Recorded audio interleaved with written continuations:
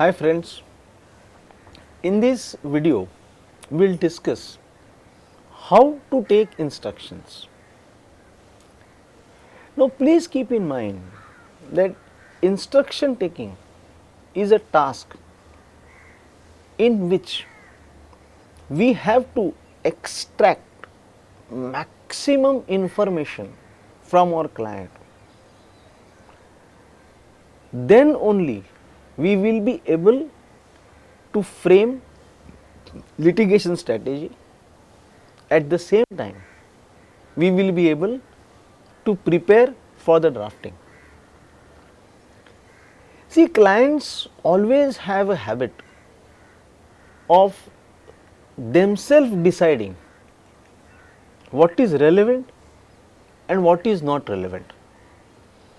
So, the first and the foremost thing before taking instructions from our client is that we have to tell him that please tell me each and everything, each and every aspect, each and every situation, each and every dimension, each and every interaction and each and every information of other side, and leave it to me to decide what is relevant and what is not relevant. Because we know how a court functions, we know court procedures, we know how law functions. So, we should decide what is relevant, what is not relevant, and not the client. So, in a very sweet manner, we have to tell our client that please, you don't judge, you don't come to conclusions, you just narrate me the entire story, the entire facts, what has happened. Based on that, I will decide what to do. Now, as far as this tips of taking instruction is concerned, the first thing is, always have a notebook or long book. If you are having notepad, please see to it that those notepads get stapled into the files. Never ever take instructions on loose papers, please, because there are chances that they may get here and there, and ultimately we may land up into a problem. So, please don't take your instructions on loose papers. Have a notebook.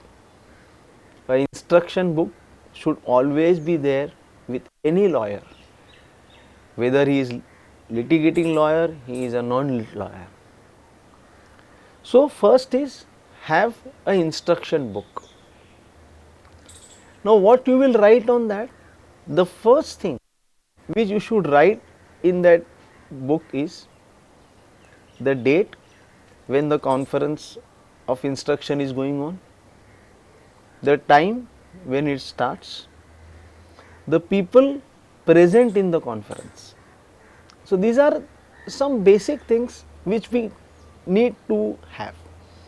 The reason being, initially it may not work on you, but supposing a matter goes for some years or say for a year, and suddenly the client may say, अरे sir मैंने ऐसा नहीं बोला था आपको. You can just tell him, sir, please wait. This is my notebook. This was the date. This was the time. These were the people present, including you, and this is what was discussed. So, this helps us subsequently. Now, use of pens. Try to use colors, a different color of pens, and designate each color with each activity. Now, before proceeding further, I would like to say that why we should use more colors in our instruction. Please understand, friends, the work which we do is a very serious work. The client who has come is with a serious thought. He is aggrieved, he is in pain. So the entire atmosphere is to some extent a very tension. We have to diffuse that tension. So use colors when you are taking instructions. For example, you can take the blue color. Now, blue color, I have to decide that yes, blue color is for the instructions given to me by my client. Then I will have red color. Now, what will be the red color? Red color will be all those documents I will jot down which my client has given me in support of his case. Then I will have black color. Now, what is this black color? All those tentative points which might go against my client, or rather worries of my client. And then I will use green color. Now, green color is for what? Green color is to make queries when I am taking instructions from my client. So, use of these colors actually makes us peaceful. So, atmosphere of tension slightly gets diffused because of this particular use of colors. Now, extract maximum information which you want from your client. One thing we need to keep in our mind, that when our client is giving instruction to us, we have to patiently hear him. Give good amount of time to your client to give us the instructions. Don't be in a hurry. Give him adequate time. If at all we have queries, don't interrupt him. Write them in green in your notebook when he is narrating. Because if you stop him in between, chances that he might lose his flow are very high. So don't interrupt him, don't stop him, make your queries. Second thing is, another thing rather is, don't give an impression that we are in very hurry to take instructions. The reason being, the client will run in more pace than what we want, and in that running he will obviously not able to give us all the informations which is needed for us. Friends, taking instructions is nothing but like extracting, like the honeybee which extracts honey. We have to exactly extract each and every aspect, each and every act, each and every dimension, each and every concept related, relevant and required in our litigation. Whatever queries we have, we can do it subsequently.